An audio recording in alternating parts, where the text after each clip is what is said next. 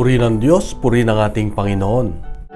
Ngayong araw na ito ay ipinagdiriwang natin ang kapistahan ng dalawang apostol, dalawang haligi ng simbahan, si San Pedro at si San Pablo.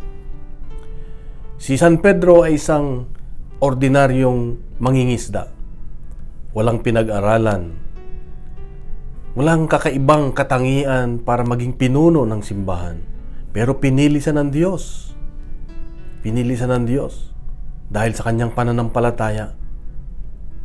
Si Pablo naman ay isang taong may pinag-aralan, malakas, at saka siya yung umuusig sa ating simbahan noon. Siya yung gusto niyang sirain ang simbahan ng Diyos. Kaya lang, pinili rin siya ng Diyos na gamitin para ipahayag ang mabuting balita.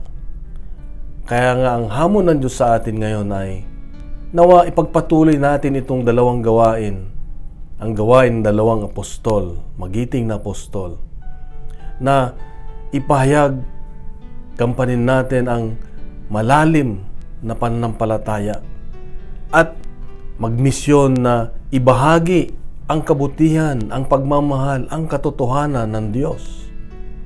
Ito yung paanyaya ng Diyos sa atin, kapatid, sa iyo at sa akin, na meron tayong gampanin sa buhay, na maging si Pedro at maging si Pablo.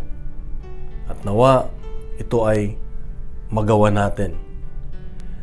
Kaya nga, kapatid, ang hamon ng Diyos ay makita sa atin itong dalawang apostol. Tanungin natin ang sarili natin, nagagampanan ba natin ang maging Pedro at maging si Pablo sa buhay natin? Kung nagagawa natin, ay tayo ay mapalad dahil nakakasunod tayo sa kalooban ng Diyos. Kapatid, ito ang hamon niya sa atin. Mahal ka ng Diyos, mahal ako ng Diyos, mahal tayo ng Diyos. Bukas muli, meron siyang magandang mensahe sa atin. Pagkalat natin ang kanyang salita, maging Pablo tayo, at ipakita ang ating pananampalataya, maging Pedro tayo. Isang mapagpalang Sabado sa inyo, sa ating lahat, at huwag tayong mabuhay sa pekeng pamumuhay. Yun lang totoo. Good news lang. At si Lord ang good news. God bless and God is good.